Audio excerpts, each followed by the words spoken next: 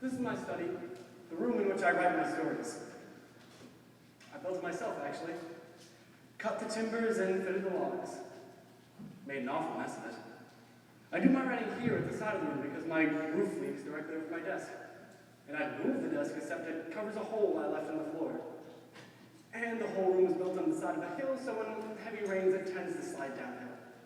Many's the day I've stood in this very cabin and waved to my neighbors staying on the road. Still, I'm happy here. Although I don't get enough visitors to suit me. People think writers are always too busy thinking. Not true.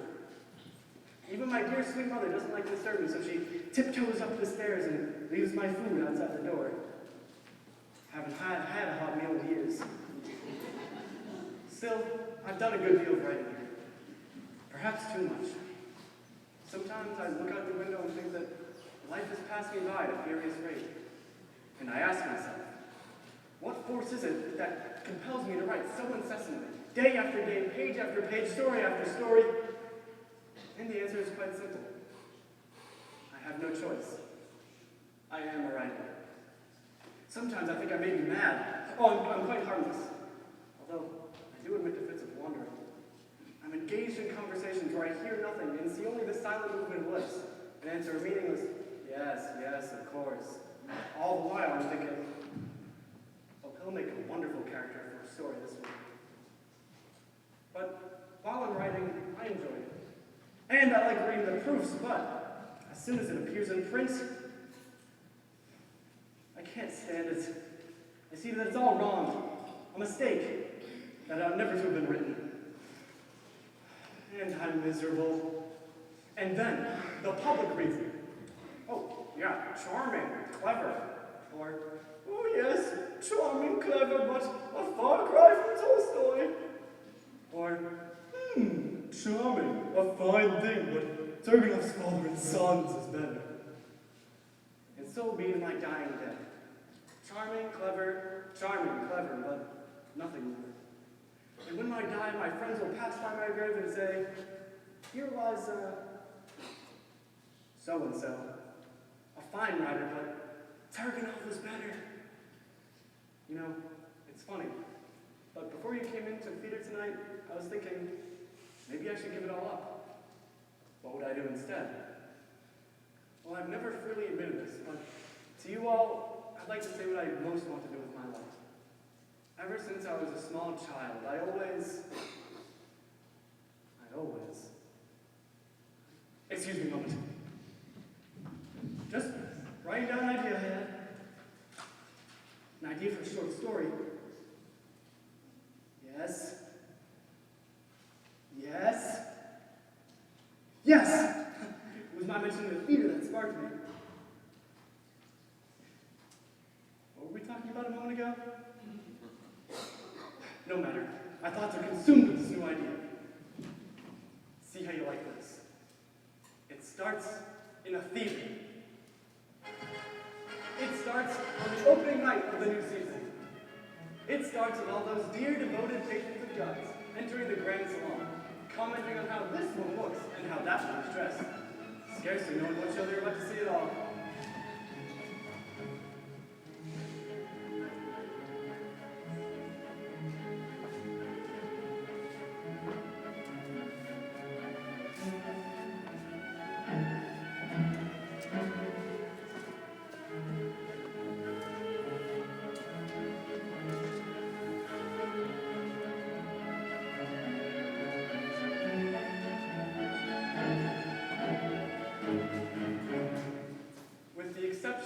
Of one man, Ivan Ilyich Chernyakov.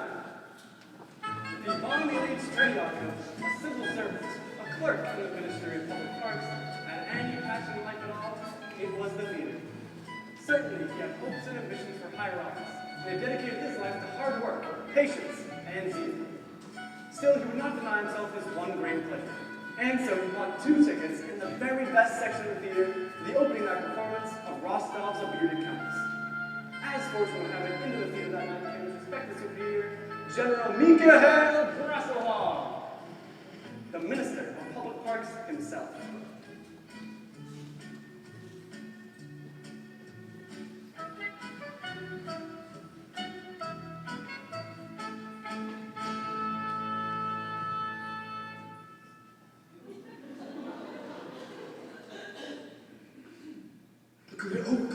General. What? Yes, good evening. Permit me, sir. I am Chermakov Ivan Ilyich. This is a great honor for me, sir. Yes. Like yourself, I too serve the Ministry of Public Parks. Therefore, I serve you, who is indeed himself the Minister of Public Parks. I am the Assistant Chief Clerk in the Department of Trees and Bushes. How do you do? Yes, keep up the good work. Love you. Very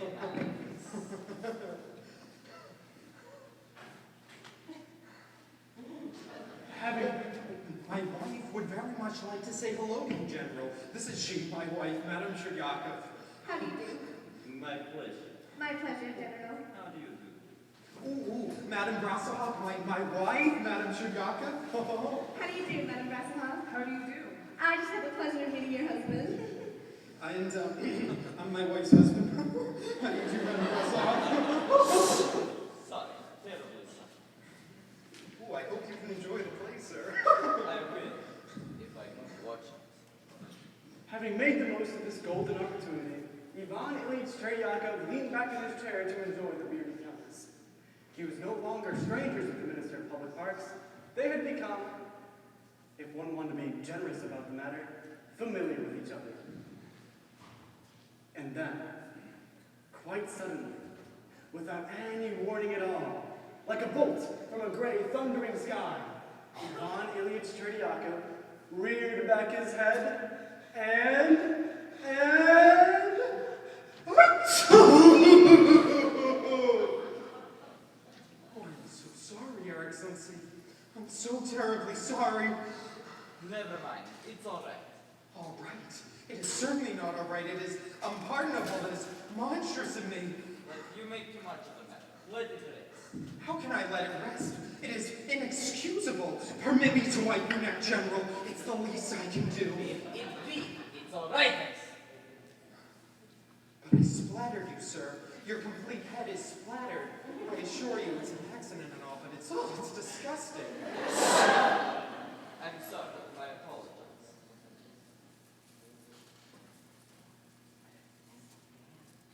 It came out of my nose without warning, Your Excellency. It came out of my nose before I could stifle it. I just stop it.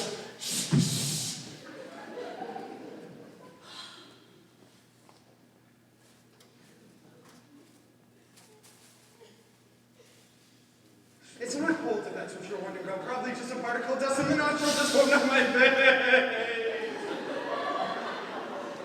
But, try as he might, Chermakov could not put the incident out of his mind. The sneeze, a simple anatomical accident, grew out of all proportion in his head, until it resembled the angry roar of a cannon aimed squarely at the enemy camp. He played the procedure back, slowing it down, so he could watch again in horror the infamous scene.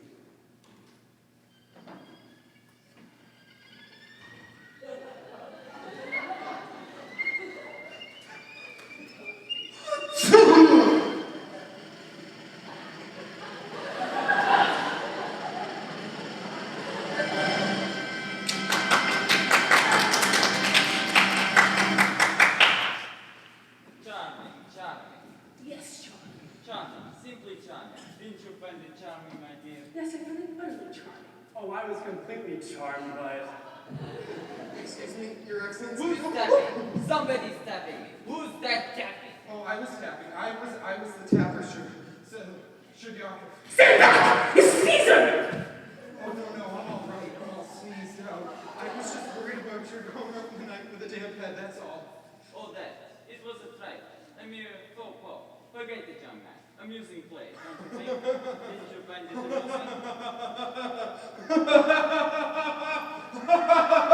Oh, my goodness, yes! I've been laughed so hard in my life. And quite interesting the most. The sneeze. When I sneezed on you, sir, oh, it was inexcusable. I just couldn't forget it. Forget it, young man. Come, my dear. Looks like rain. I do not want to get my head wet again. You should know when people sneeze on you. You're not supposed to sneeze that. Fine ruins. Ruins. They'll have me fired from trees and bushes. They'll send me down to branches and twigs. Come, Ivan. You mustn't let it consume concern you. It was only a harmless little sneeze. I'm sure the general's forgotten already. Do you really think so? No! I'm scared because... And so they walked home in despair. Perhaps I should send them some Turkish troubles. Cherdiakov's once promising career had literally been blown away. Why did I go to the theater at all? Why didn't I sit in the balcony with people of her own class? They love sneezing on each other. Perhaps if I were to explain the matters again to the general tomorrow, in such honest and forthcoming and self-effacing manner, he would have no trouble in forgiving me. Maybe it's best not to remind him. No. If I am to become a gentleman, I must behave like one. And so the morning came.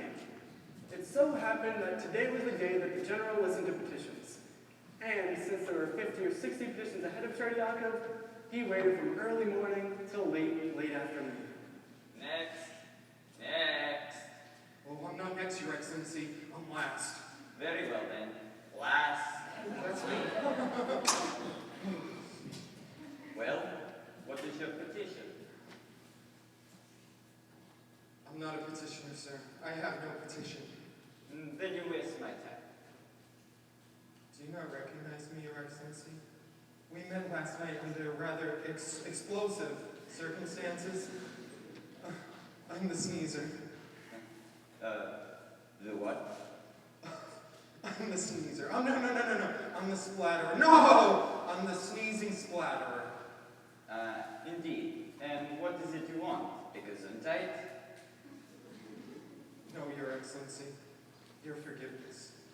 I just wanted to point out there was no political or anti-social motivation behind my sneeze. It's a non-violent, non-partisan act of God.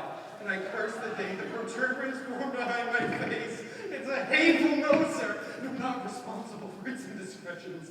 Punish that which committed the crime, but absolve the innocent body behind it. Exile my no, sir, but forgive me your kind to forgive me. My dear young man, I am not angry at your nose. I simply do not have time to read a bunch of basic problems. Now I suggest you go home and take a hot bath or a cold. Take something, but do not bother me with this silly business again. Jibber. That's all I've ever take. God bless you, your wife, and your household. May your days be sweet and your nights be sweeter than your days. Oh! The feeling of relief that came over Cherdiakov was enormous. May the birds sing at your window, and may the coffee in your cup be strong and hot. The weight of the burden that was lifted was inestimable. Oh, I worship the chair that you sit upon, and the uniform that sits upon that chair. Cherdiakov went home, singing and whistling like a lark. Life was surely a joy, a marvel, a heavenly paradise. Oh God, I am happy. And yet, when Cherdiakov got home, he began to think.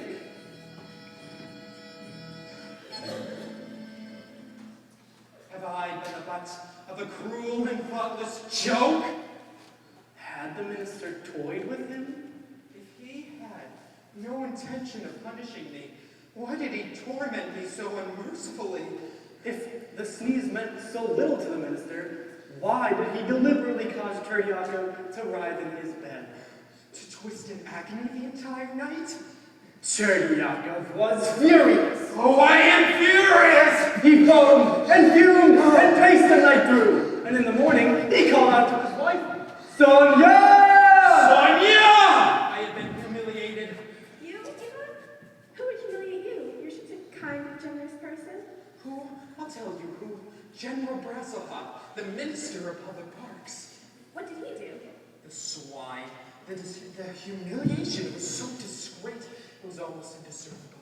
The man's cunning was only equal to his cruelty.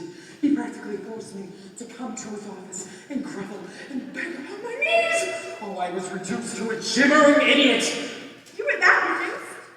I must go back and tell him what I think of him. The lower classes must speak up. The world must be made safe so that men of all nations and creeds, regardless of color or religion, will be able to freely sneeze on their superiors. It is he who will be humiliated by I. himself came to humiliate me. Last.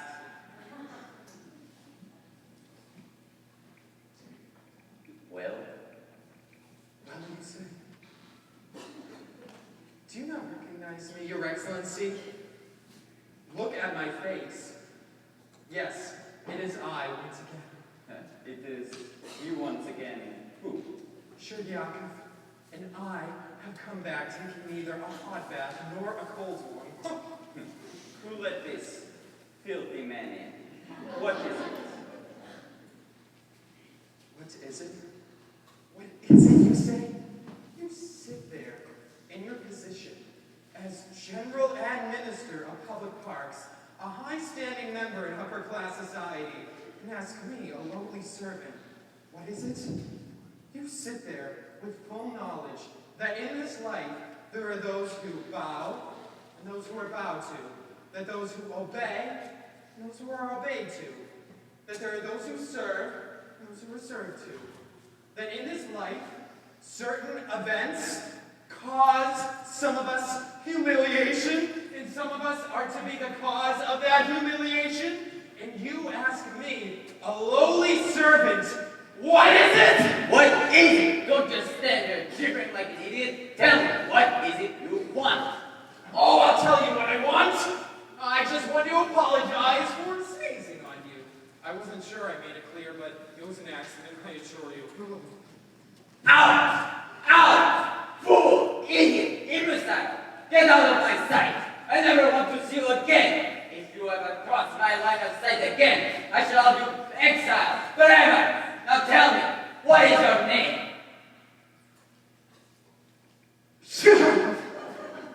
You germ spreader! You maggot! You insect! You're lord than an insect! You're a second cousin of a cockroach! The son-in-law to a ringworm! You're the nephew of a bedbug! You're nothing! Nothing, you hear me? Nothing! At that moment, something broke loose inside of Cardinal. Something so deep, so vital, so organic, that the damage that was done seemed irreparable. Something fragrant that can only be described as the very life force itself. It was done. For once, for all, forever. What happened next was quite simple. Ivan Ilyich Tertyakov arrived at his home, removed his coat, lay down on the sofa, and died.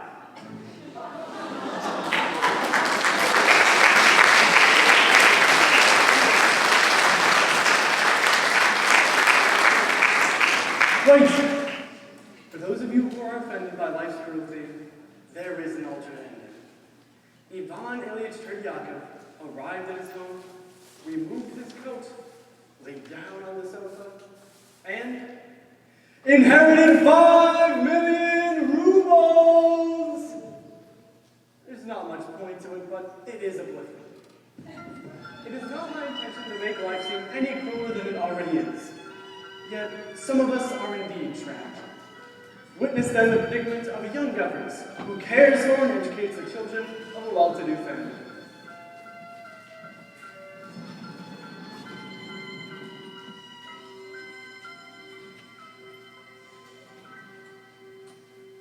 Julia!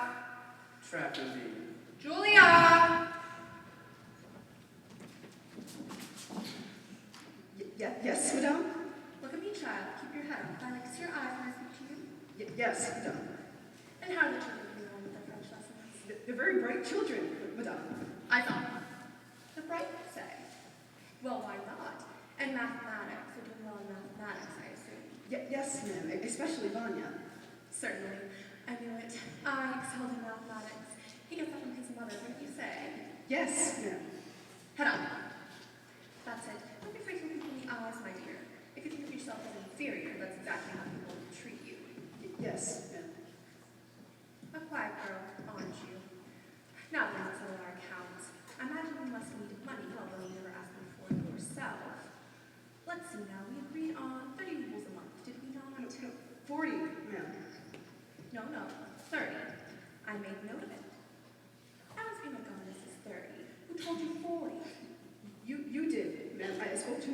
concerning money. Impossible. Maybe you thought you heard 40 when I said 30. If you kept your head up, that would never happen.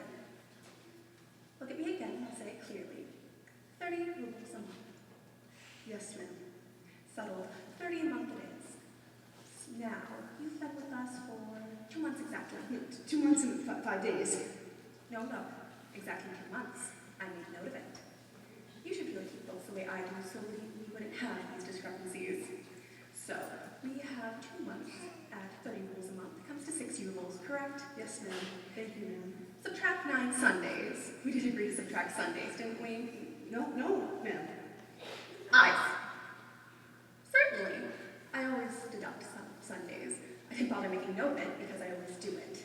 Don't you recall when I said we'd be subtracting Sundays? No, ma'am. Think. No, ma'am. You aren't thinking, your eyes were wandering. Look at my face and look hard. Do you remember now? Yes, ma'am. I didn't hear you, Julia. Yes, ma'am. Good. I was sure you remembered. Plus 3 holidays, correct? Two, ma'am. Christmas and New Year's. And your birthday, that's 3. But I worked on my birthday, ma'am. You did. There was no need to. My governesses never worked on their birthdays. But I did work, ma'am. But that's not the question, Julia. We're discussing financial matters now. I will, however, only count 2 holidays if you insist. Do you insist? I did work, ma'am. Then you do insist. No, ma'am. Very well. That's 3 holidays, so we'll deduct 12 rubles. Now, 4 days at Okolio was sick and there were no lessons. But I gave lessons to Vanya. True, but I engaged you to teach 2 children, not 1. Shall I pay you in full for only doing half the work? No, ma'am. So we'll deduct it. Now, 3 days you had a toothache, and my husband gave you permission not to work after lunch. Is that correct? After 4, ma'am. I worked until 4. I have here did not work after lunch. We have lunch at 1 and are finished at 2, not 4, correct? Yes, ma'am. That's another 7 rubles. 7 and 12 is 19. Subtract leaves 41 rubles, correct? Yes, ma'am. Now, January 4th, you broke a teacup and saucer. Is that true? Just the saucer, ma'am. What good is a teacup without a saucer? Eyes up! That's 2 rubles. The saucer was an error. It cost much more, but I'll let it go.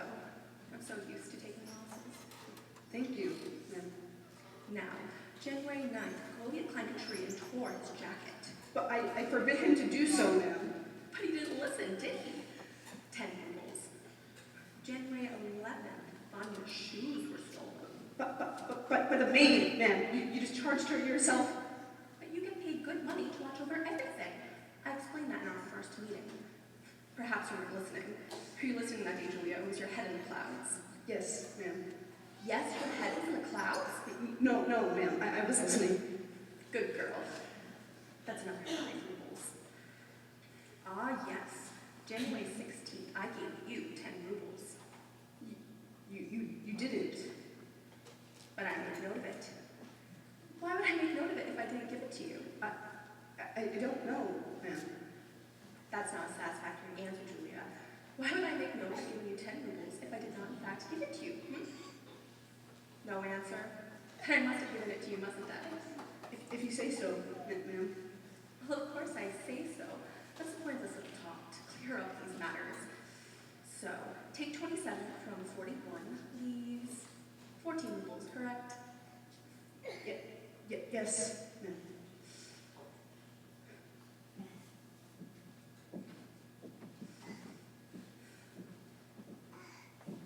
What's this? Tears? Are you crying? Has something made you unhappy, Julia? Please tell me, it pains me to see you like this. I'm so sensitive to tears. What is it? Well, only once since I've been here have I been given any money, and that was by your husband. On my birthday, he gave me 3 rubles. Really? There's no note of it in my book. I'll put it down now. 3 rubles. Thank you for telling me. Sometimes I'm a shortchanging myself. So, we take 3 from 14 rubles leaves 11. You should check my figures. No, ma'am. It's really not necessary, ma'am. Then we're settled. Here's your salary for 2 months. 11 rubles. Count it. There's really no need to, ma'am. Come, let's keep the record straight. Count it. 1, 2, 3, 4, 5, 6, 7, 8, 9, 10. There's only 10, ma'am. Are you sure?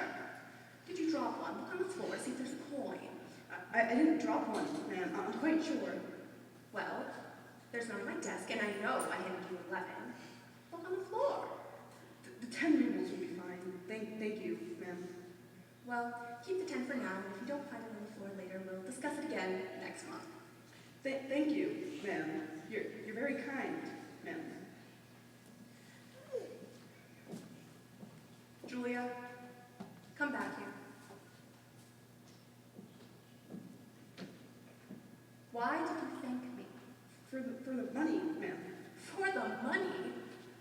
But don't you see what I've done? I've cheated you, robbed you. I have no such notes in my book. I made up whatever came to mind. Instead of the 80 rubles of which I owe you, I gave you only 10. I have actually stolen from you, and yet you thank me. Why? Well, in the other places that I've worked, they didn't give me anything at all. They've cheated you worse than I did. I was playing a little joke on you. A cruel lesson, but just to teach you. You can be much too trusting, and in this world that can be very dangerous. I'm going to give you the entire 80 rubles.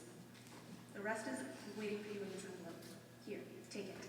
As you wish, ma'am. Julia, is it possible to be so spineless? Why don't you protest? Why don't you speak out against this cruel and unjust treatment? Is it possible to be so guileless? So innocent? Such a, pardon me for being so blunt, but such a simpleton? Yes, ma'am. It is possible.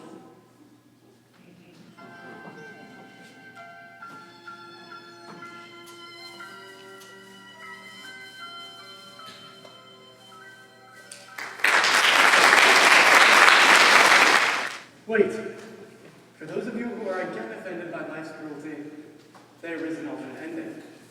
Julia was so enraged by her cruel and unjust treatment that she quit her job on the spot and went back to live with her poor parents, where she inherited 5 million rubles! It is my intention someday to write a book of 37 short stories, all with that same ending. I love it so. You know, it has been said that man is the only creature capable of laughter, and it is that faculty that separates us from the lower forms of life. However, one must wonder about this beauty when we examine some of the objects that we laugh about. For example, pain. Pain, of course, is no laughing matter. Unless it is someone else who's really suffering. Why, the sight of a man in excruciating agony from an abscessed tooth that has enlarged his jaw to the size of an orange is funny. I couldn't say. It is not funny. Not in the slightest. But in the village of Estanco, where they have very little access to entertainment, the sight of a man with a toothache could tickle your ribs for weeks. Certainly, Sir John de Glosso, the village sexton, saw nothing humorous about it. Yet, as he passed through the village on his way to the hospital, his groans and moans grew into more chuckles than sympathetic remarks. Wouldn't they find it all the more amusing if they knew that the good doctor, who normally performed the extraction of beggar teeth, was away at the wedding of his daughter, and the duty fell to his new assistant, Geriato, an eager, if, alas, poor sexton, inexperienced medical student.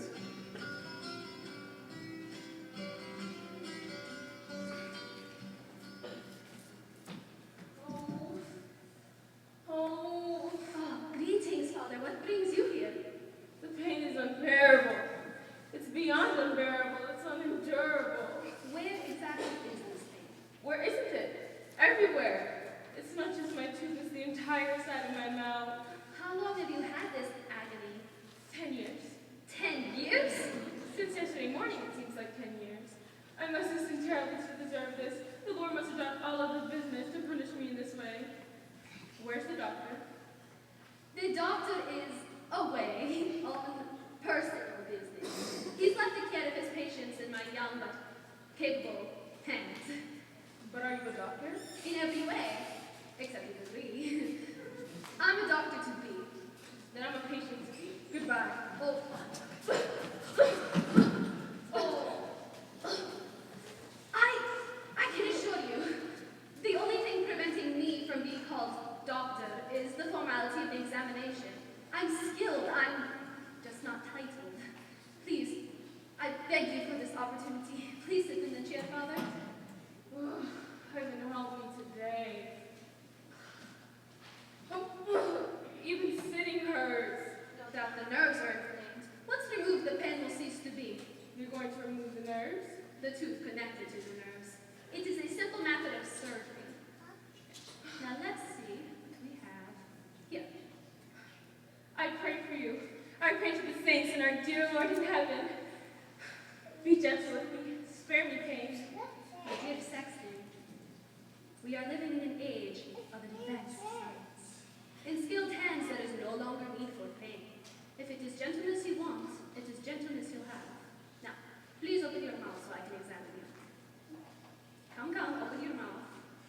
Sexton, inexperienced as I am, I know it is essential for you to open your mouth. It is mandatory for all work concerning the mouth to have it open first. It would be highly impractical for me to pull your tooth from the outside. Now please open up. Not the lips, the entire mouth. I don't want to brush your teeth, I want to examine them. Will you be gentle? Didn't I promise you I would? As a child, I would promise many things I never got. There is no pain connected to this part. This part is merely an examination to see what must be done, where, and how. Now open up. I pray for you. May the Lord enlighten your soul. May he give you health and quickness. Mostly quickness. Amen. This will come out easy. Some teeth give you trouble, I admit, but that is only when the roots are deep. I hope you pray for shallow roots. Okay, here we go. Don't do that. Don't grab my hand. Let go. Let go, I say. You've got my hand again. If I'm going to pull your tooth, I need my hand. Let go. Are you going to let go of my hand? If you don't let go of my hand, I'm going to take these forceps and pull your fingers out. There. Now let's try this once more. All right, don't twitch. Sit still. All right. This time I've got a firm grip on the little monster. Now, whatever you do, don't grab my hand. I'm going to have enough trouble with your tooth without you interfering. Steady now. When I say 3. 1, 2, 3.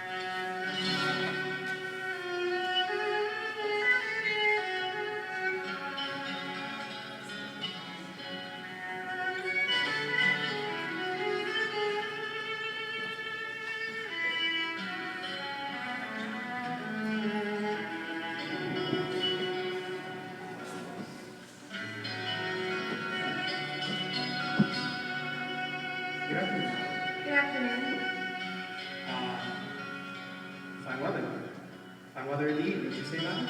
I hadn't noticed, really. Yes, I suppose it is a lovely day. Not many more of these nuts. Won't you just be on that tree there? The winter seems to be getting longer lately. Do you notice that? They come sooner. Stay longer. I've noticed it.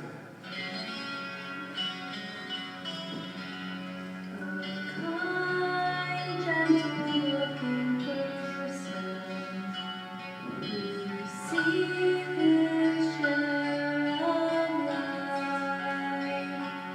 A kind, gentle-looking person, and he's never been alive.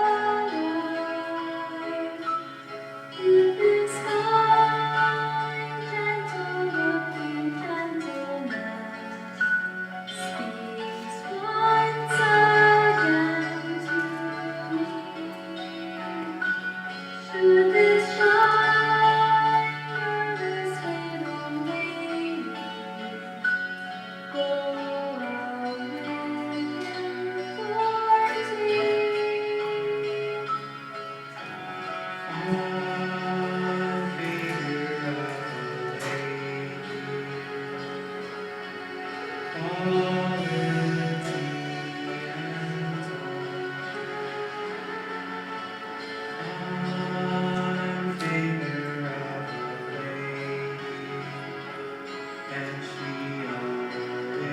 Sits alone. Should this fine figure of a gentleman, sober than the sea, ask a fine figure of a lady if she'd like to share some tea? I was wondering, madam. Yes? I was wondering, do you have the time of day? I don't carry a timepiece. No matter. It wasn't urgent. My business income. Yes. Should this old weather-beaten gentleman take one more chance at life, she reminds me of that sweet lady whom I lovingly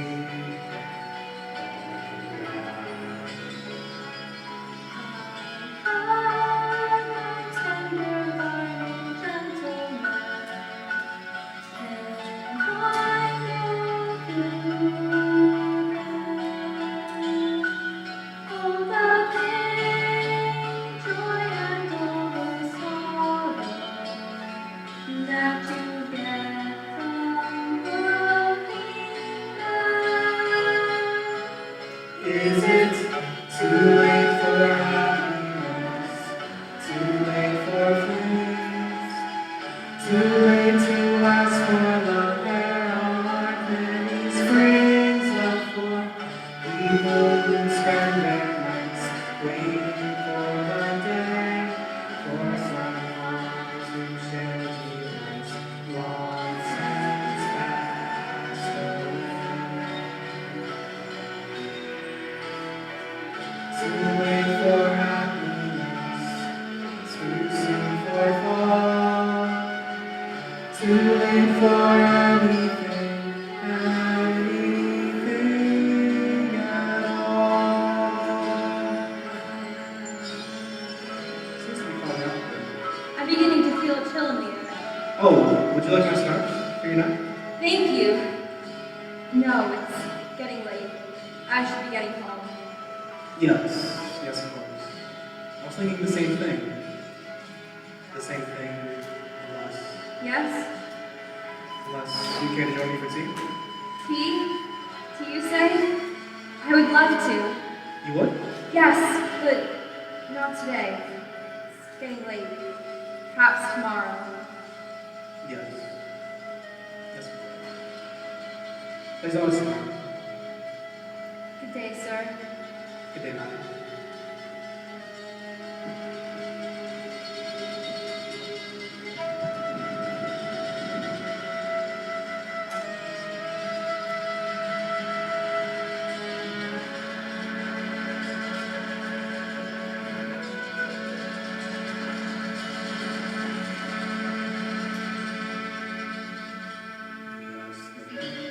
Still time for happiness. Time to begin. Still time to answer.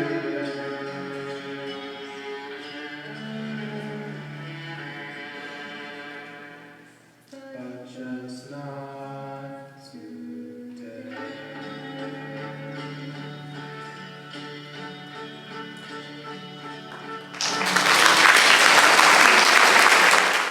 Peter Semyonich was the greatest seducer of other men's wives that I've ever met.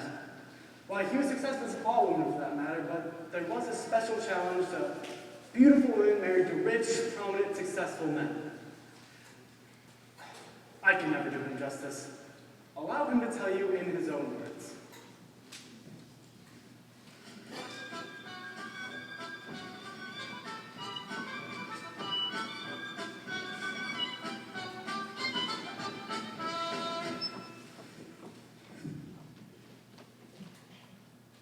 If I may say so myself, I am the greatest seducer of other men's wives that I've ever met.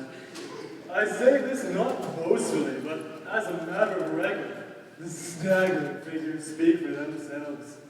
If there were any men in the audience wishing to take up this highly satisfying but often dangerous game, I urge you to take out pen and paper and take notes. I'm going to explain my methods. Now, there are 3 vital characteristics that are needed.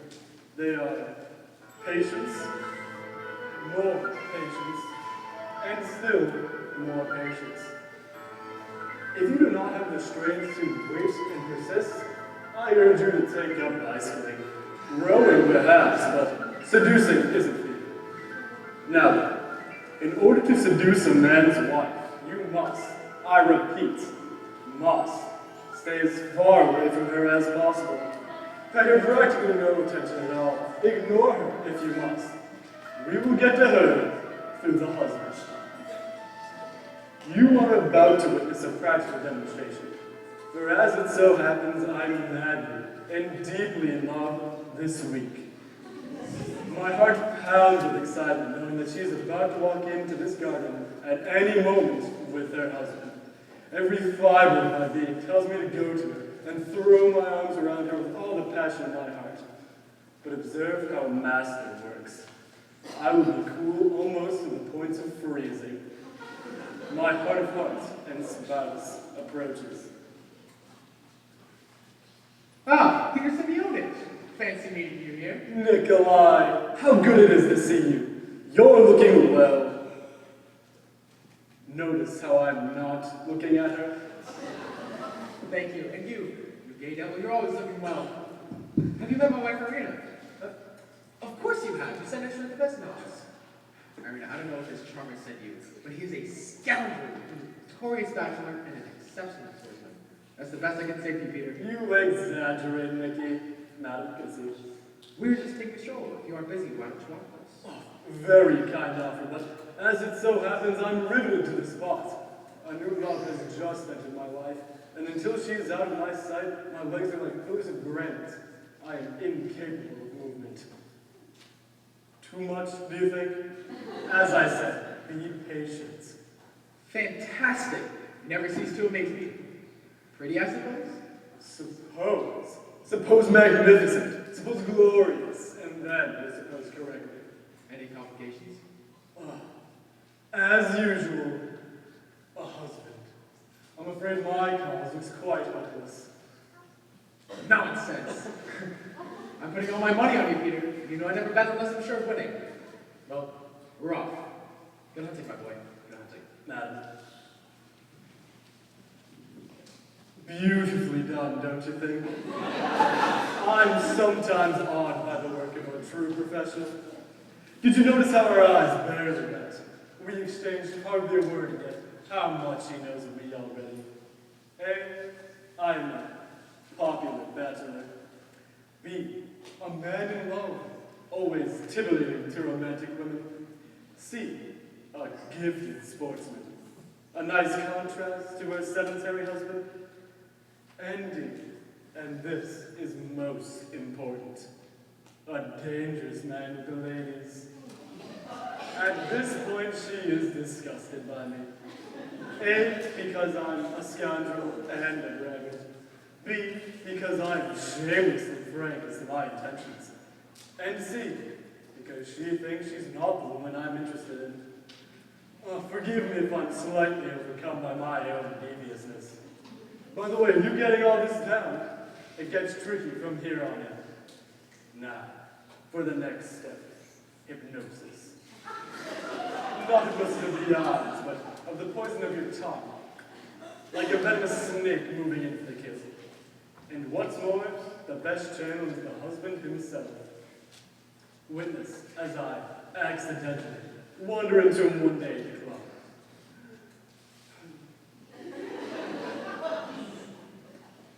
Peter! You're looking glum. I take it your pursuit isn't going well. Oh, isn't that obvious, Nicky? I'm doomed. I haven't seen her since last I saw you and your dear wife. I sleep little and eat less. I've had to have all my shirt collars taken in half an inch. Oh, Nicky. When am I going to stop wasting my valuable youth, chasing after women I can never truly call my own? How I envy you. Me? It's not about me that you envy. Why, your marriage, of course. A charming woman, your wife, let me tell you. Really? What's there about her that fascinates you so? Oh, her grace, her quiet charm, everything. But mostly it's the way she looks at you, Nicky, with those loving, adoring eyes. Oh, what I would do for a woman to look at me like that. It must send quivers through your whole body. Quivers? Not really. A tingle, perhaps. Don't tell me you don't feel a tingle with you. Of course not. By all means, I tingle all the time. She's an ideal woman, Nicky. Take that from a lonely bachelor like myself, and be glad fate gave you a wife like that. Perhaps fate would be as kind to you. That's what I'm counting on. Good heavens, look at the time. I'm late for my doctor's appointment. What's he treating you for? Melancholia. Say hello to your dear wife. But I urge you, excuse me, not to speak a word of our conversation to her. It might embarrass her fragile sensitivities. Where, oh, where is the woman for me? I know that. But the question is, how soon will she be mine? There is still work to be done, but not by me. I leave that to my aid in the compass.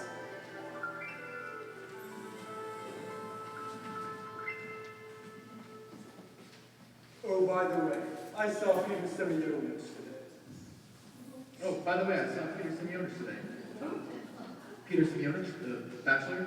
We met him in the gardens last week. That attractive fellow. You remember. I remember what a loathsome man he is. You may not think so when you hear what he had to say about you. Nothing that braggart had to say would interest me. He spoke most enthusiastically about you. He was enraptured by your grace and your quiet charm, and he seemed to feel you were capable of loving a man in some extraordinary way.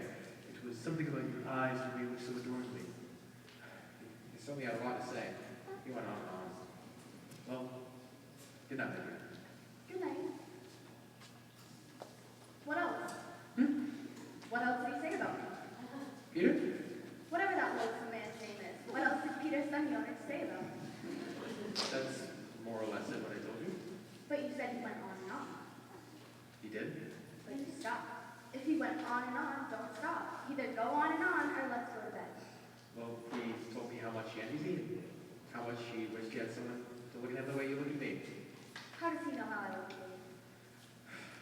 Well, maybe that day in the garden last week, he must have been looking at you when you were looking at me. It sent a tingle through my whole body. When I look at you. Exactly, my precious. But you were looking at him, so you couldn't have seen how I was looking at you. As a matter of fact, I was looking at the flowers because he made me nervous how he kept avoiding looking at them. He must have tingled his It's getting rather confusing. The point is, he found you fascinating, and I thought it would please you. Well, Desmond, I would rather you didn't tell me such stories.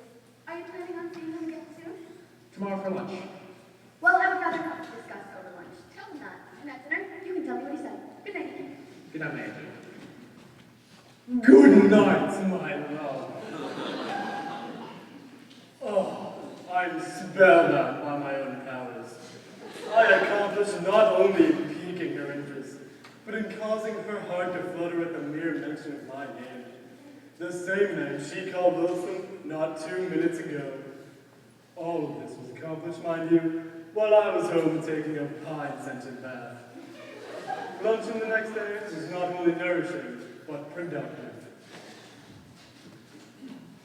Oh, by the way, old man, I saw Nekrasov the other day.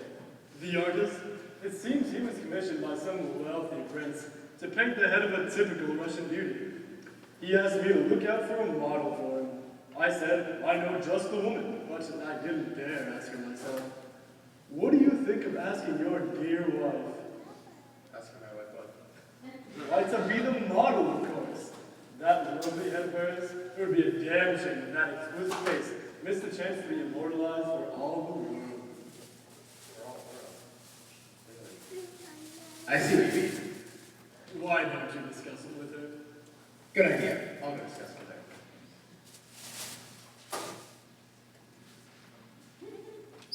Well, I said I would discuss it with you. What do you think? I think it's nonsense. How did he put it to you? I mean, did he actually say a typical Russian beauty? Precisely. And that would be a damn shame if that exquisite face missed the chance to be immortalized for all the world to see. That's exactly what he said. He gets carried away by his own voice. Those exact words. He didn't leave anything else. Oh yes, that lovely face. I left out that lovely face. He said that a number of times, I think. Oh dear, he does go on and on, doesn't he? How many times do you say it? Once? Twice? What? Let me think. It's hard to remember. It's not important. But in the future, I wish you would write these things down. Have you seen me near her? Have you heard me speak to her? Has any correspondence passed between us at all? No. And yet she hangs on my every word. Awesome, isn't it? We applied this treatment from 2 to 3 weeks. Her resistance is weakening. Weakening. Weakening. I think his mind is somewhere else, if you ask me. On some woman from the looks of him. A woman? What woman? Has he mentioned any woman in particular? Oh, no, he's too discreet for that. He'll protect a good name at any cost. Instead, he talks to you all day. Poor fool, making me feel sorry for him. It's really none of our concern. Did you invite him to dinner tomorrow? He's busy. The day after then? Busy. Next week? Next month? When? Does the man eat? He said he's involved in a very important project and it'll be months before he can see us. He did say that with patience and persistence. Good things will come, though. By the way, he said you should go on the stage. The stage? Me on the stage? Why in heaven's name? Well, he said, just a moment, I don't want to misquote him. No, take your time. Try to get as accurately as possible. Yes, he said, with such an attractive appearance, such intelligence, sensitiveness, it'd be a sin for her to just be a housewife. Oh dear, he said that? And that ordinary demands don't exist for such women. Nicky, I don't think I want to hear you. Natures like that should not be bound by time and space. Nicky, I implore you, please stop. And then he said, if I weren't so busy, I'd take her away from you. He said that? Yes, right there. What did you say, Nicky? It's important I know what you said to the net. I said, take her then. I'm not going to fight a duel over her. I beg that you never to mention my name with him again.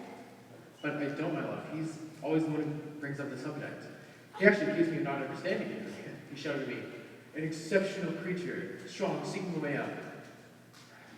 If I were tearing up, I'd put her in a novel. The passionate angel, I would call it. The man is weird. Definitely weird. He's delivering my love letters, sealing them with kisses, and he calls me weird? I ask him. So, let's see what we've got. The woman is definitely consumed with a passion to meet me. She believes I am the only man who truly understands her. Her yawning, disinterested husband transmits my remarks, but it is my words she hears, my voice that sings in her heart. The sweet poison is doing its work. I am her reckless. There is no room for mercy in the seducing business. Now, observe how deftly the final strokes administered. I urge you, for the faint-hearted, look away. No, Nick, I don't want to hear anymore. Not another word from him, nothing. That's exactly what he said. He begged me to tell you nothing. He said he knew because of your sweet, sympathetic nature, you would worry to hear someone else in distress. He's in distress? Worse, he's gloomy, morose, morbid, in the depths of despair. Oh no, but why? What's the matter with him? Loneliness. He said he has no relatives, no true friends, no soul who understands him. But doesn't he know we understand him perfectly? Doesn't he know how much we appreciate and commune with him daily? Doesn't he know how much we yearn to be with him? You and I? I tried to make that clear. I again urged him to come home to dinner with me. But he said he can't face people. He is so depressed he can't stay home. Instead, he paces in the gardens every night where we met him. What time? Between the hours of 8 and 9. By the way, we're invited for the Boston match tomorrow. Is 8 o'clock all right for you? Oh no, I'm visiting Aunt Sophia. She's ill. I'll be there at 9, or a little after.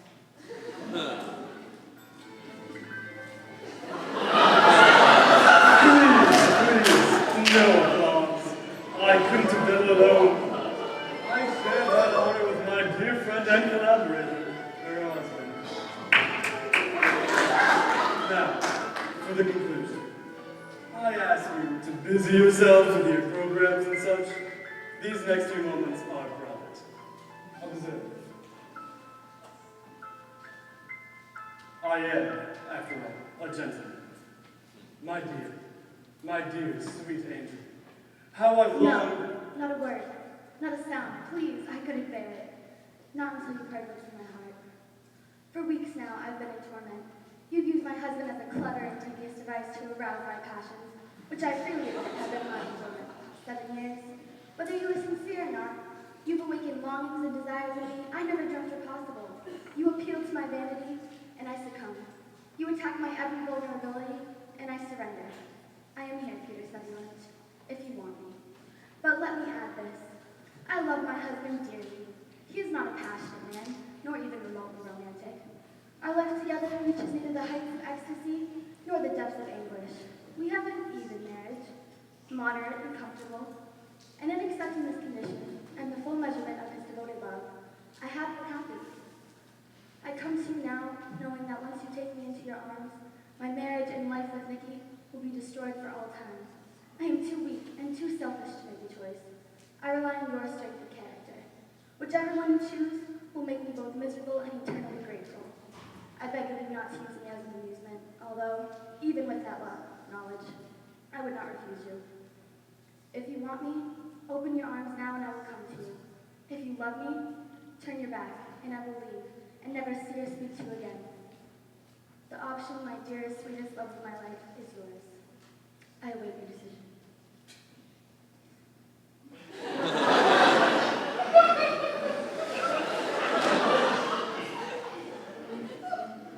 God bless you, Peter Semyonovich. I wish life brings you the joy you have just brought to me.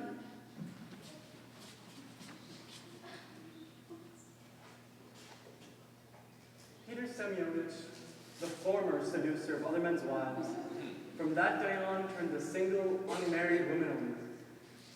Until one day, the perfect girl came along, and the confirmed bachelor married at last. He is today a completely happy man. Except on those occasions when some young, dashing officer tells him how beautiful he finds his young, attractive wife.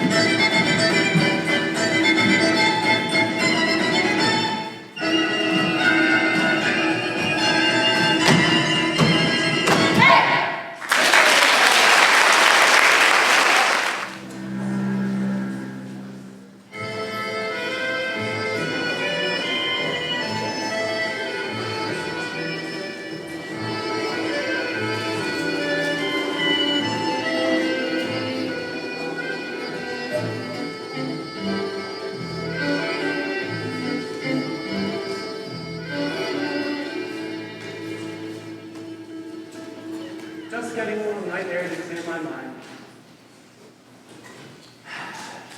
That's good. That's wonderful. The sea air is so refreshing. It revitalizes my entire body. And still my mind is blocked. I have no thoughts, no ideas. Most unusual for me. Most times they fill up my brain and overflow like a cascading fountain. And tonight, nothing. And still I have the urge to write. Don't worry, something will come. Always does. It's something that happens to all men in my profession. Writers block we call it. Don't worry, it's only temporary. Wait. Wait. An idea is coming. Yes. Yes. Yes. Terrible. Bad idea. False alarm. Sorry to disturb you. Not only was it a bad idea, but I've written it before. It turned out awful. Don't worry, this will pass soon. It's only temporary. Although it's going to be a very long temporary. Nothing is coming. My nerves are tightening. Oh God, help me! No, I'm sorry. Must rely on collaboration with the Almighty. What selfishness. To ask God to take out time to help me come up with an idea for a story? Please, God, forgive me. I must get home. Get some sleep. Tomorrow is another day. However, if anything does occur to you during the night, I would appreciate if you would make it known to me. Even if it's just the germ of an idea. Oh, it doesn't have to be original. I'm quite clever at twisting things around. Oh, look how desperate I've become. Asking God to resort to plagiarism for my petty needs. Home. I must get home before this thing gets serious. You, sir. Can I have a word with you, sir? Who's there? I can't see you in the dark. I was wondering, sir, if you might be interested in a little entertainment this evening. Entertainment? I'm not sure I know what you're talking about. Sure you do. Entertainment. Amusement, so to speak. A little diversion, if you will. I think I know what you mean. And I'm not interested. Go on, off with you. You should know better than to make such a proposal on the gentle. You've never seen anything like this before, that I promise you. This is a once-in-a-lifetime offer. Not even a little bit curious? Curiosity is the nature of my profession, but I try to keep it morally elevated. Excuse me. Perhaps you're right. On second thought, this might be too much for a man of your sensitivities. Wait. Got you at the last one, didn't I? I'm just asking, my Jew. But, what exactly is this entertainment that you speak of? Well, sir, how would you like to see? A drowned man. I beg your pardon? A drowned man. A man with his lungs filled with salt water and stone dead from drowning. How much would you pay to see that? Pay? Pay to see a drowned man? I wouldn't look at a drowned man if they paid me. Are you insane? What is the point in looking at a man who has drowned? Go on, off with you. 3 rubles, that's all it'll cost you. To see him first, before he's in the water. Then an agonizing act of drowning. Then the grand finale. The man already drowned. Rest his soul. What do you mean? The man hasn't drowned yet? That he's still alive and well? Not only alive and well, but dry as a bone and standing before you. I'm the drowned man, sir. You're going to drown yourself for 3? You're going to charge me for your own suicide? You got it all wrong, sir. See, I don't actually drown. I impersonate the drowning. First, I jump into the ice cold water. Splash around a bit, flail my arms, yell for help a few times, then come up floating head down all puppy-like. Sends a chill up your spine. 3 rubles for individual performances, special rates for groups. Show starts in 2 minutes. I can't believe I'm actually discussing the price of admission for a drowning. You missed the whole point, sir. This isn't some cheap thrill. It's a rich tableau filled with social implications. A drama, not tragic, but ironical in view of its comic features. Comic? What's comic about it? I blow up my cheeks and bulge my eyes out. Yell for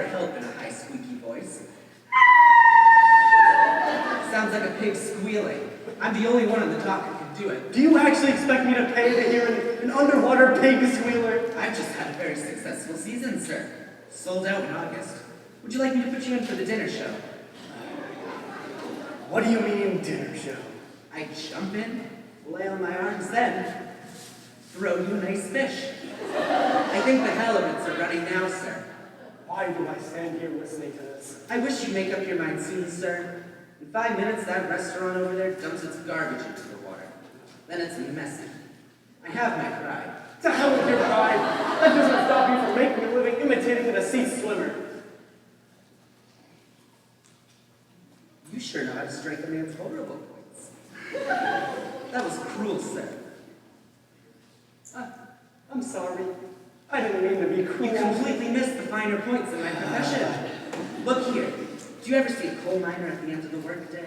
Filth, grime all over his body, soot in his nostrils and in his ears, black grit in his teeth. Disgusting. Or a barber who comes home with the cuttings of people's hair in his fingers. It gets in his bread, in his soup. It's nauseating. Do you know where a surgeon puts his fingers? Please. Or a farmer his feet? Every man who works eventually touches something filthy. On the other hand, I deal with water. Water is wet, it's clean, it's purifying. I don't have to take a bath when I get home. I've already done it. Can you say the same, sir? Do you actually expect me to discuss my toilet habits with you? My God, you're infuriating. There must be a carriage around here. Cabby! Cabby! You'll regret it. You'll be back one night, bored to death, dying to see a good drowning. And I'll be gone. This is my last week here. I close on Sunday. Next week I'm in Yalta. There's an officer. Now, if you don't leave me alone, I'll have you arrested for soliciting. I'm not soliciting, I'm in the maritime entertainment business. Drowning is not maritime entertainment. You're a waterfront lunatic. Officer! Officer! I'm going. I'll tell you one thing. Drowning business isn't what it used to be. Hey, help me, sir. There's a man behind the docks. There. He's been pestering me all evening. I wouldn't be surprised if he were deranged. A lot of bad characters around these docks today, sir. A gentleman like you shouldn't be wandering around here.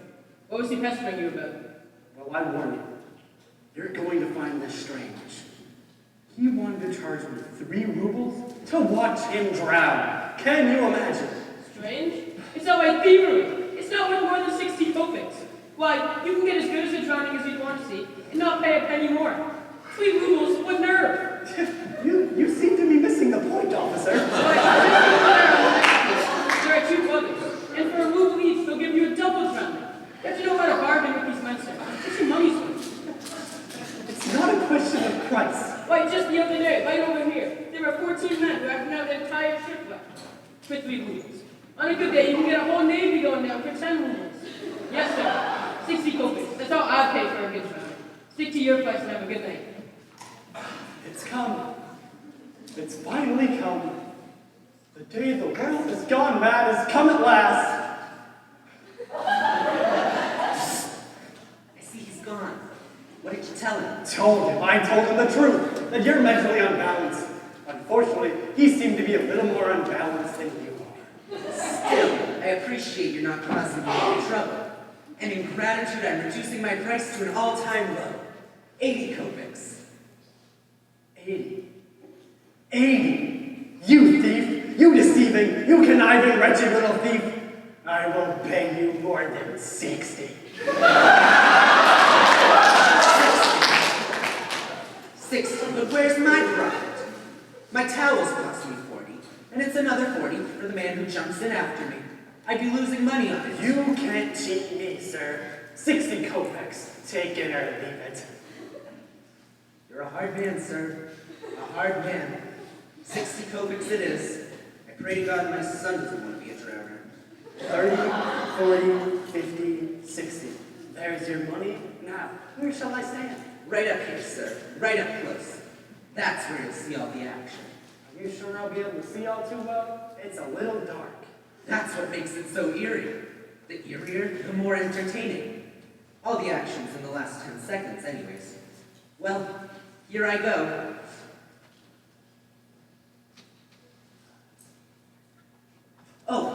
I almost forgot. When I come up for the third time, yell at the top of your lungs. Podnichevsky. Podnichevsky. Who's Pavlichevsky? He's the man who jumps in after me. I can't swim, sir. You can't swim. You're going to drown yourself without knowing how to swim. That's what makes it so exciting. Podnichevsky always waits to the very last second before jumping in after me. He's in that restaurant over there having a drink. Podnichevsky, don't forget it. Well, I hope you like it. If you do, tell your friends. In the soup, as we say. Oh God, I'm drowning! Help, somebody, I'm drowning! A little towards me, I can't see you all too well. Help, I can't swim, and help! Good. Very good. All right, that's enough of that part now. I don't have all night. Could you drown now? Did you hear me? I said I would like to have you drown now. Where the devil is he? Oh, there he is. That's the third time, isn't it? Good heavens, what was that fellow's name? Ugh.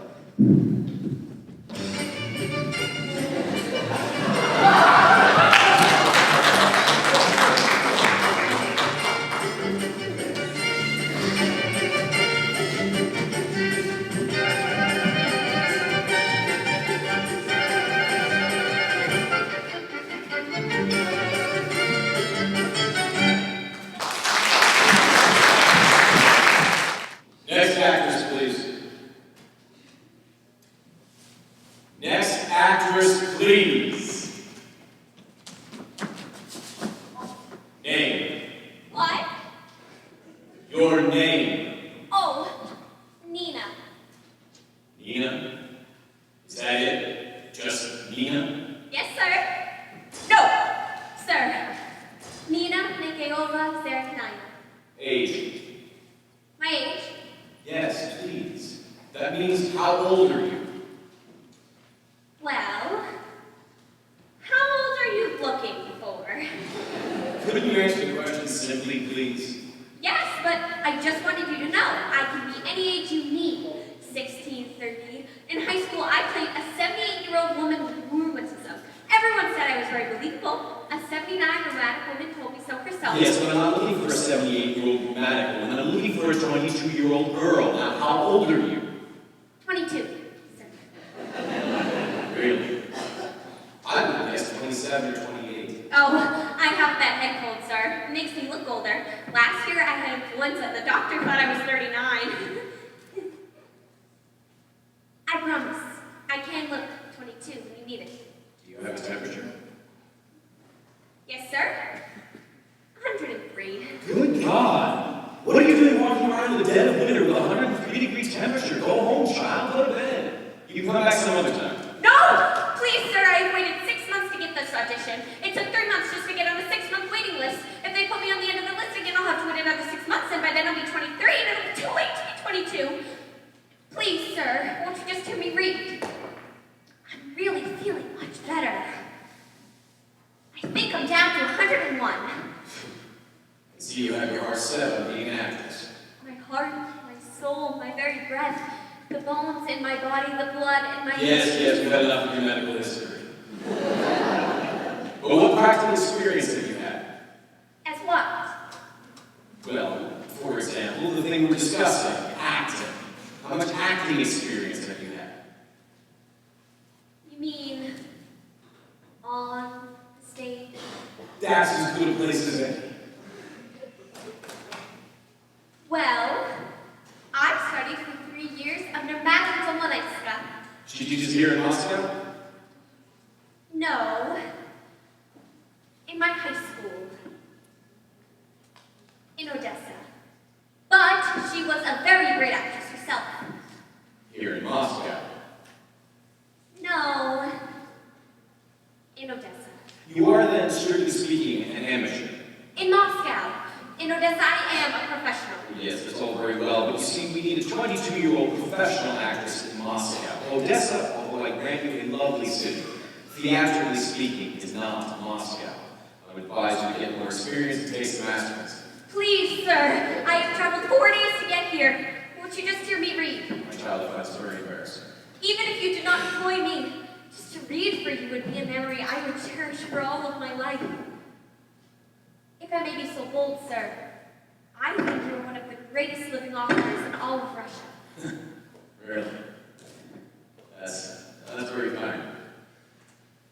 Perhaps we do have a few minutes. I've read almost everything you've written. The articles, the stories. I love the one about... I love the one about... Oh God, every time I think of it, I get up and go my mouth. Really? Which story is that? The death of a government clerk. I cried. I laughed for days. Death of a government. I don't remember that. What was that about? The sneeze! The sneezing splatter! Oh, yes. You found that funny, did you? Strange, I meant it to be sad. Oh. It was sad. I cried for days. It was tragically funny. Was it really? And of everything you've read, what was your favorite? My very favorite. Yes, what was it? Tolstoy's War and Peace. You asked what my favorite was. Well, you're an honest little thing, aren't you? It's refreshing. Irritating, but refreshing. Very well, what are you going to read for me? I should like to read from Three Sisters. Indeed, which sister? All of them, if you have the time. All of them. Good heavens, why don't you read the entire play while you're at it? Oh, thank you, sir. I know it all. Act 1. A study in the Pravaka's house. It is midday. A bright sun is shining through the large... That's not necessary. An excerpt would do nicely, thank you. Oh, of course, sir. I should like to read the last moment of the play. Good. Good, that shouldn't take too long. Whenever you're ready. I've been ready for 6 months, sir. Not counting the 3 months it took to get on the 6-month waiting list. Please! Begin. Yes, sir. Oh, sir, could you please say, "Ta-ra-ra, boom, die, sit on the curb, I may"? Certainly not. Why did I say such an idiotic thing? I don't know, sir. You wrote it. Chabutikin says it at the end of the play. It would help me greatly if you could read that one line. Please, sir, I've traveled all the way from Odessa. All right. Very well, then. Ready? Yes, sir. Ta-ra-ra, boogie, sit on the curb, I may. And Masha says, "Oh, listen to that music. They are leaving us now. One is gone for good. Forever. We're left alone to begin our life over again. We must live. We must live." And Irina says, "A time will come when we will know what all of this is for. Why there is all this suffering.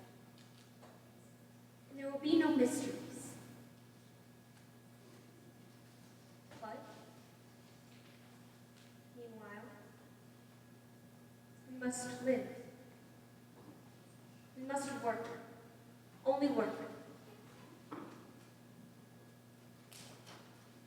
Tomorrow I shall go alone. I shall teach in the school. And I shall give my whole life to those who need it. Now, autumn. Soon winter will come and cover everything with snow. And I shall go on working.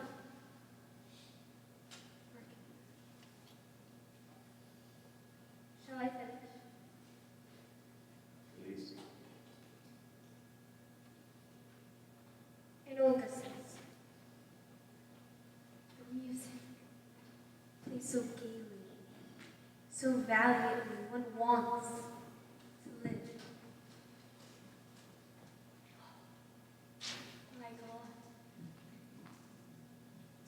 pass and we will be gone. Forever. We'll be forgotten. Our faces will be forgotten. Our voices, how many there were of us. But our sufferings will turn into joy for those who live after us. Happiness and peace will come to this earth. May we remember kindly. Bless those who are living now. Oh, my dear sisters. Seems as if just a little more. And we shall know why we live. Why we suffer. And only we knew. Only we knew.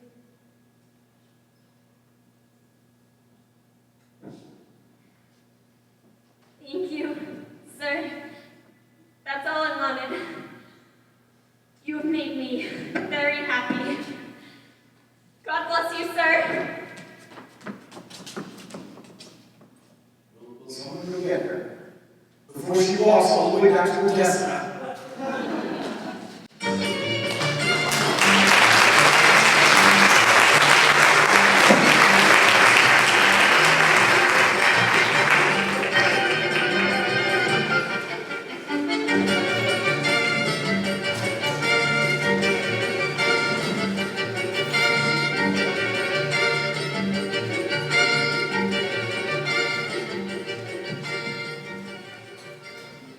In the vicinity of Pashenko Square, there is a small park that is seldom crowded.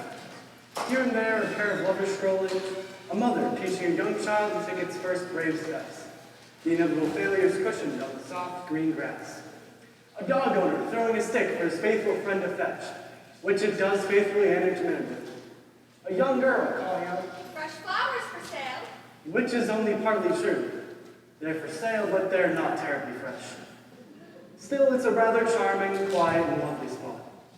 Certainly, one would never suspect that this charming little setting would soon become a battlefield, which it did with marked regularity each Tuesday at 3. It was a quiet war. No guns, no booming cannons, no marching. But a war nonetheless. The adversaries were two aged and retired officers, one military, the other naval, who had served their countries long with distinction, and now in the twilight of their lives still had flickerings of sparks igniting their passions, if alas no fire was ever started. They argued on every subject under the sun, women, literature, politics. They never seemed to agree about anything. The only thing they did agree about was to meet again the following Tuesday at 3 on the same bench to continue their disagreements. We are lucky. The day is Tuesday and the time 3. I'd best move on because the bench I was sitting on is the field of battle and I have no wish to get caught in the crossfire. I will watch on from a safe vantage point. From the west comes the military. From the east, the navy. If I had a drum, I would roll it.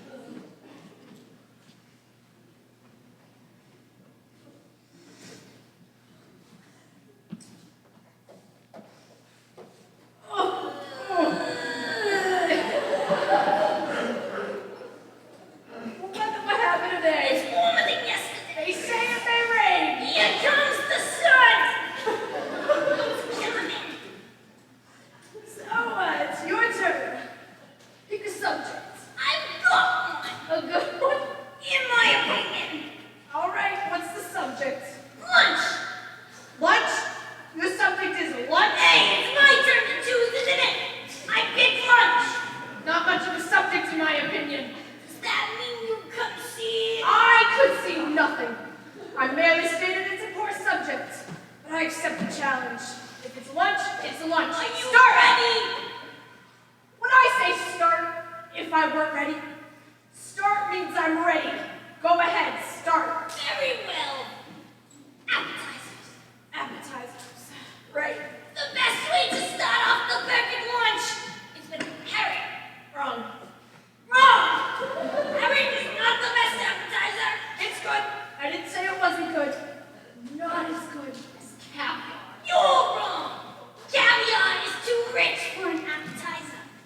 It's of course best reserved for dessert.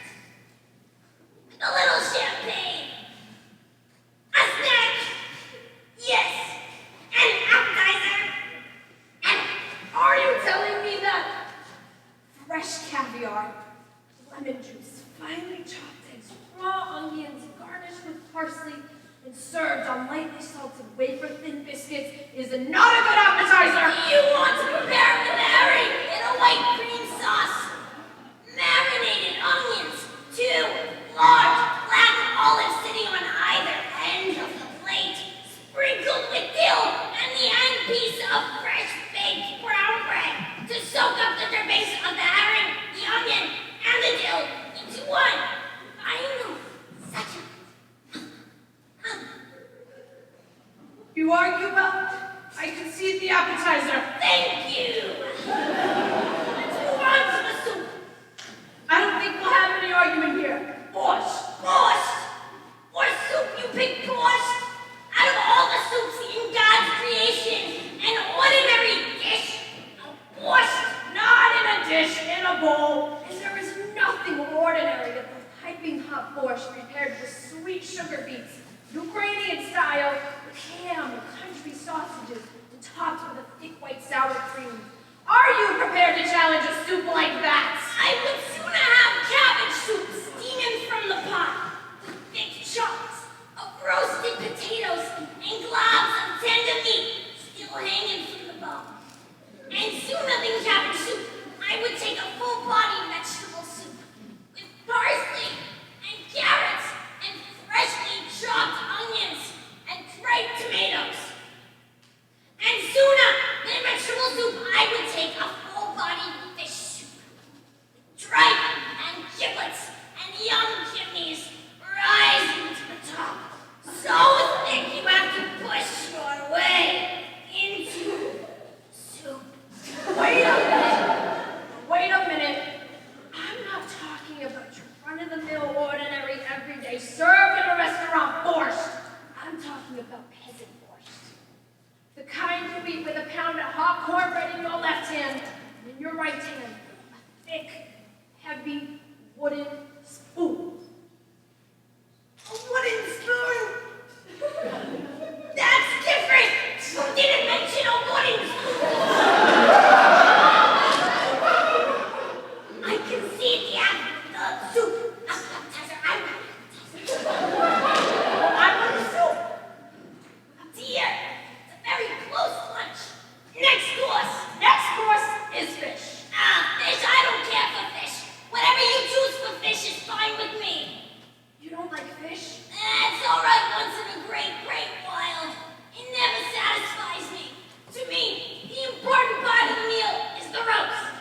Why don't you choose a fish and then we can move on to the roast? So you concede fish? Mention a fish and I'll concede it. Pike. A nice piece of pike. Carp is better. You just conceded the fish! I didn't know you were going to say pike. I don't find pike a tasty fish. A nice pike fried in brown butter with stewed tomatoes and a thick mushroom sauce. That's not tasty. It's tasty if you smother it with carp boiled in lemon juice. You just conceded the fish! I don't like pike. Maybe it's just the fish that you like that I don't like.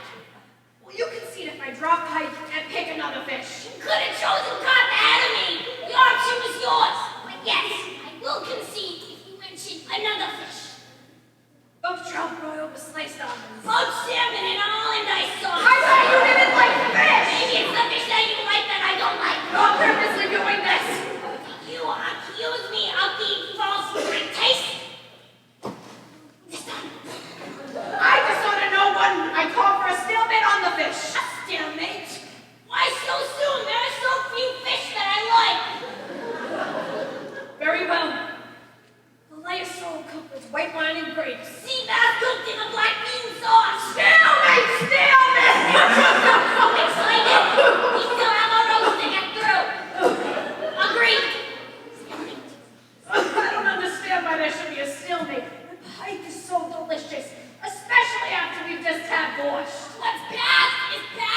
table has been cleared.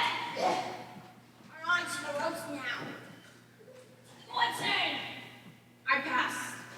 You pass on the roast? I pass my turn. I want you to go first. I don't trust you anymore. Makes no difference to me. For the roast, I contend that there is nothing better than boiled beef served with the white hot horseradish, pearl onions, beans, peas, the end piece of white bread, and fresh white wine.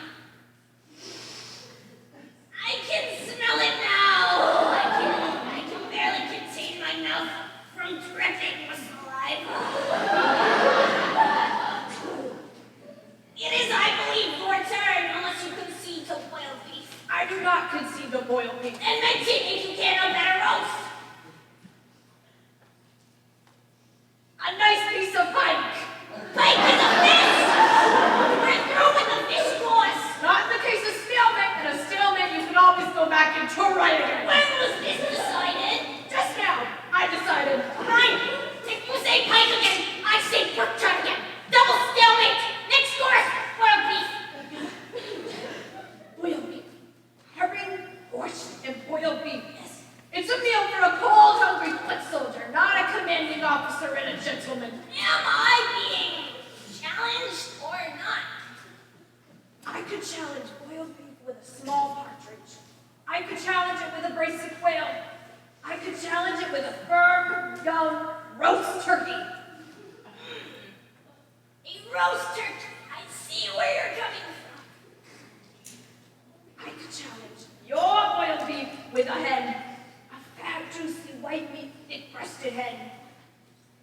Certainly. A hen. A hen is quite delicious. But I'm not going to do it. I challenge your boiled beef with a duck.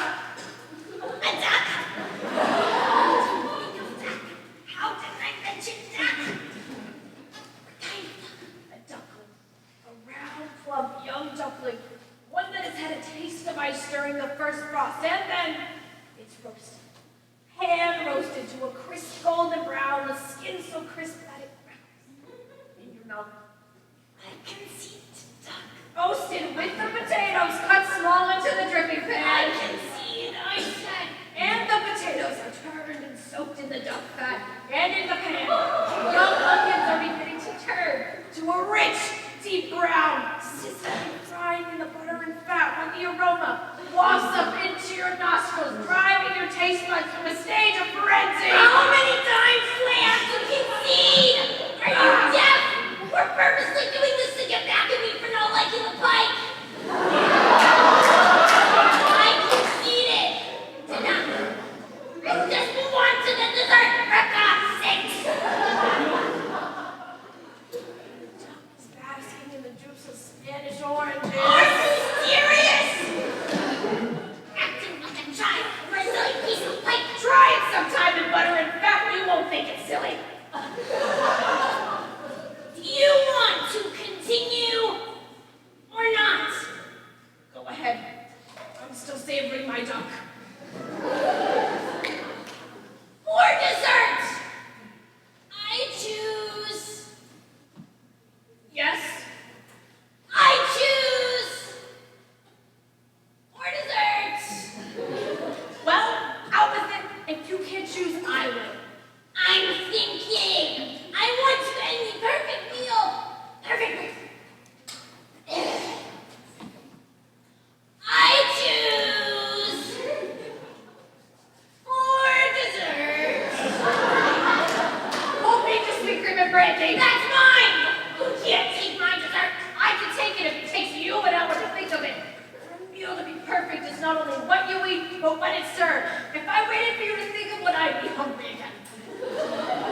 I refuse to argue with you anymore. And you concede the lunch? Are you through choosing? Certainly I'm through. I've gone through all the questions, haven't we? The lunch is over. I've won a clear-cut victory. Concede the facts and we can go home. But you're definitely through choosing. As far as you're concerned, the lunch is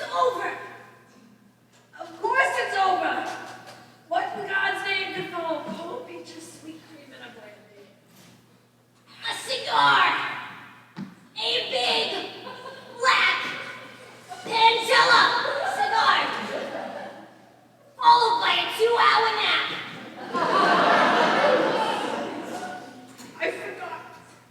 I forgot a cigar in the nap. You know what kind of nap you have after a good cigar? Delicious. A delicious nap. It's not a hard-working, tiring sleep like you have at night. Oh, no. Like, delicate. You have warm, sweet dreams like you had when you were 30. That is how you end. Be perfect. How could I forget a cigar in a nap? And I'm not even finished yet. Then you wake up. I mean, a white, tangy peppermint kills the entire sour taste in your mouth. All right, that's enough already. You've won. You don't have to rub my nose in it. And with the meat, the afternoon newspaper, a blanket on your lap, a warm fire, and a dog at your feet to rub your toes in.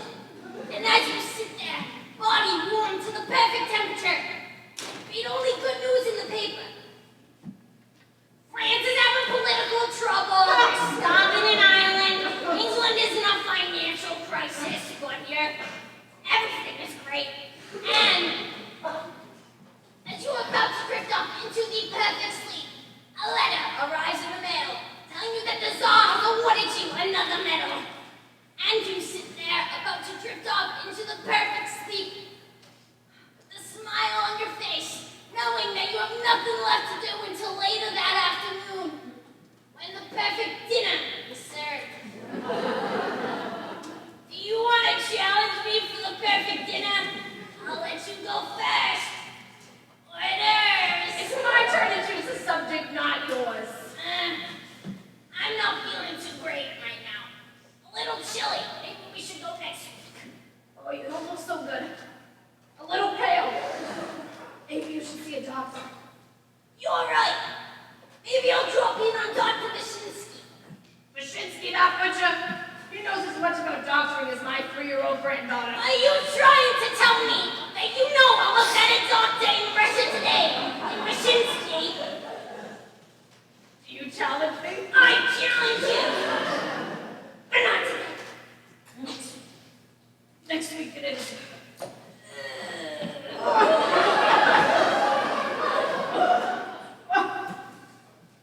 You're right. It is getting chilly. No, I believe it is about to warm up. Here comes the sun. It'll rain before you get home. Next Tuesday, then? Next Tuesday.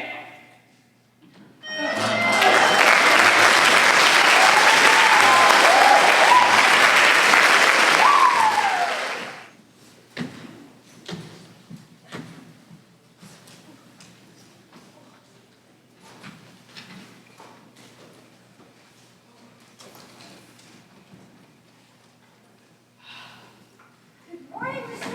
Cardinal. Please, lower your voice. I'm sorry, sir. It's just that my gout is acting up again and my nerves like little firecrackers. The least little friction would set them off. It must be very painful, sir. Combing my hair this morning was agony. Mr. Cardinal, What is it, Chaplain? there's this woman who insists on seeing you. We can't make her tell out of her story, but she insists on seeing the director and manager. Perhaps if you're not well. No, the business of the bank comes before my mind and physical ailments. Show her, please. Quietly.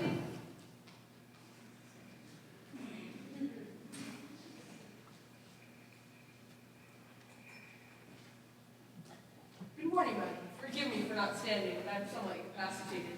Please, sit down. Thank you. Now, what can I do for you today? Oh, you can help me, sir. I pray to God you can help me. Nobody in this world seems to care. Calm yourself, madam. I beg of you, please, calm yourself. I'm sorry. Now, I'm sure we can sort this all out as we approach the problem sensibly and quietly. Now, it seems to be the trouble. Well, sir, it's my husband, Collegiate Assessor Shukin. He's been sick for 5 months now. 5 agonizing months. I can understand the horrors of illness and can sympathize with you, madam. What's the nature of his illness? It's a nervous disorder. Everything grates on his nerves. If you so much as touch him, he'll scream out, "Ah!" How am I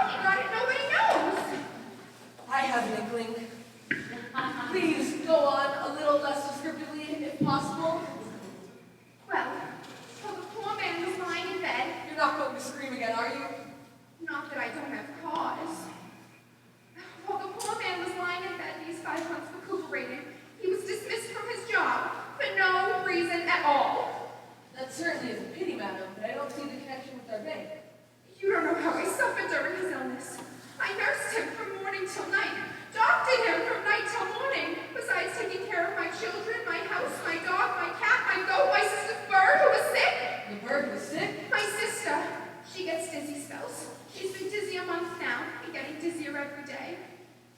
That's certainly extraordinary, however. I had to take care of her children, and her house, and her cat, and her goat, and then her bird bit one of my children, and so my cat bit her bird, and then my oldest daughter, the one with the broken arm, drowned her cat, and so now my sister wants my goat in exchange, or else she says she's going to drown my cat and break my oldest daughter's other arm. Well, you certainly had your pack of troubles, haven't you? And then, when I went to get my husband's pay, they deducted 24 rubles and 36 kopecks. For what? I asked, because they said he had borrowed it from the employees' fund. Oh, but that's impossible. He could never borrow without my permission. I'd break his arm. Not while he was sick, of course. I'm not well myself, sir. I've got this racking cough. It's a terrible thing to hear. I can well understand why it took your husband 5 months to recuperate, but I don't see what you want from me, madam. What rightfully belongs to my husband, his 24 rubles and 36 kopecks. They won't give it to me because I'm a woman, weak and defenseless. Some of them have laughed in my face, sir. Laughed!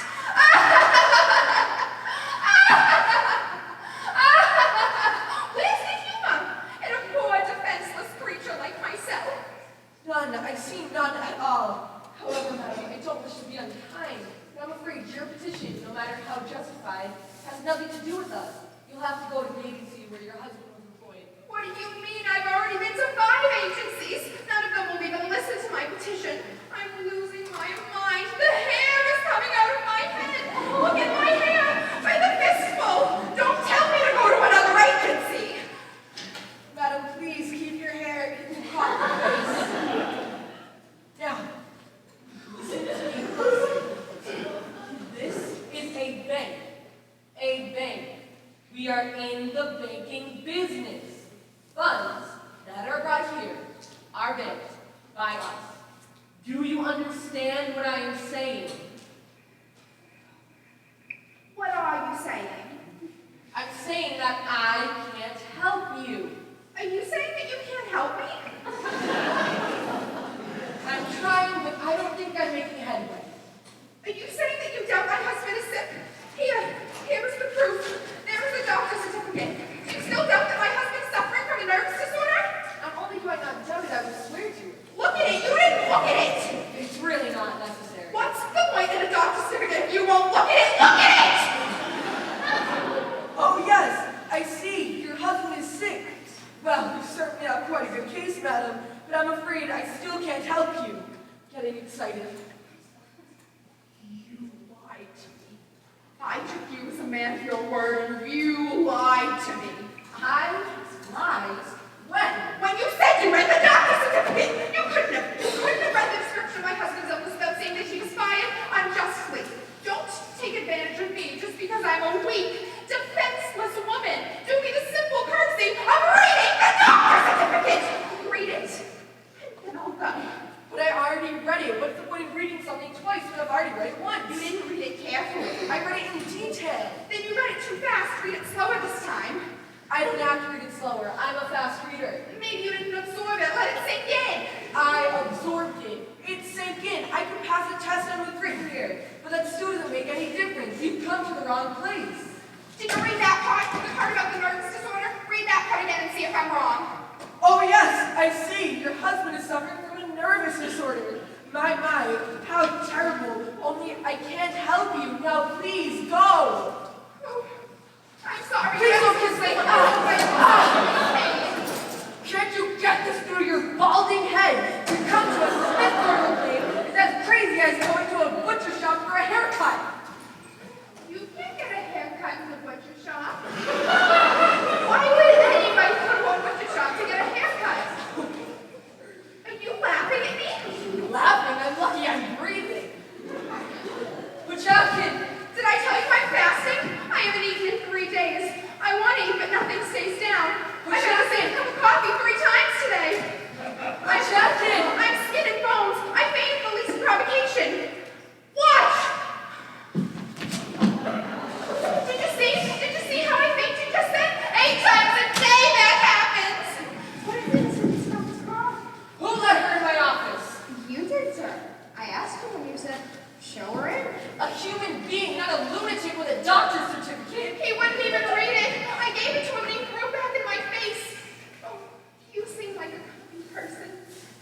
waiting on me.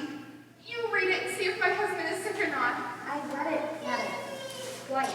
Me too. I enjoyed it twice too. You just showed it to me outside. You showed it to everyone. We all read it. Even the doorman. You just looked at it, you didn't read it! For God's sake, don't argue with her, Jackie. Just read it. Just so we can get her out of here. Just read it. Oh, yes. It says your husband is suffering from a nervous disorder. Now, will you please leave, Madam, or I'll have to get someone to remove you. Yes, good. Get the doorman and the 2 guards. Be careful, she's strong as an ox. If you touch me, I'll scream so loud they'll hear it all over the city. You'll lose all your depositors. Nobody will come to a bank where they beat weak, defenseless women. Oh, I think I'm gonna faint again. Weak? Defenseless? You are as defenseless as a charging rhinoceros. You are as weak as the king of a jungle. You are a plague, madam, a plague that wipes out all that crosses its path. You are a wind that blows villages over mountains. It is women like you who drive men like me to the condition of husbands like yours. Are you saying you're not gonna help me? Strike her, Captain. I give you permission to knock her down. Beat some sense into her. Do you hear how I'm abused? He would have you hit an orphaned mother. Did you hear my cough? Listen to my cough.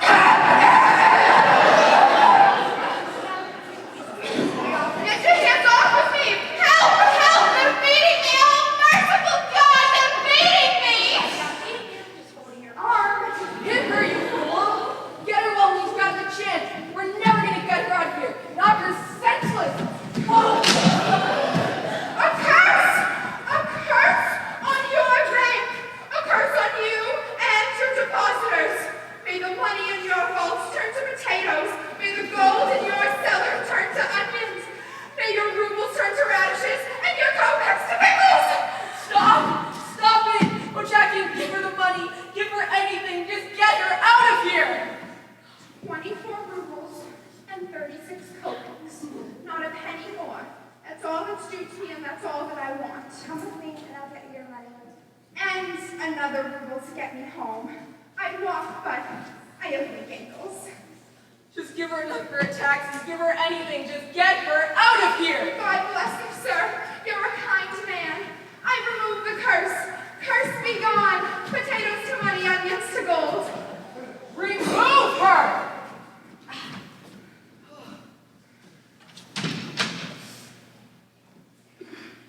Oh God, my hair's falling out. Oh, and another thing, sir. I'll need a letter of recommendation so that my husband can get another job. Don't worry yourself about it today. I'll be back in the morning. God bless you, sir. She's coming back. She's coming back. She's coming back. She's coming back. I hope that portrait of the banker came out with some affection. I loved him very much. And yet, with him, as with all the other characters I've shared with you tonight, I have a feeling of betrayal.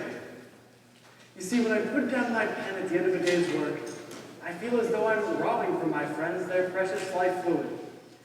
And what torments my conscience even more is that I've had a lovely time writing today. But before I go, what was it we were talking about? Early on, before the story of Cherniakov? Ah, yes. I was going to tell you what it was, as a small child, that I most wanted to do with my life. Well then, funny, I can't seem to remember. But as I stand here with a feeling of great peace and contentment, I feel in some measure I must be doing it. Thank you for visiting. If you ever happen to pass this way again, please drop in. Good night. Wait! There is an alternate ending. If you ever happen to pass this way again, I hope you inherit 5 million rubles. Good night.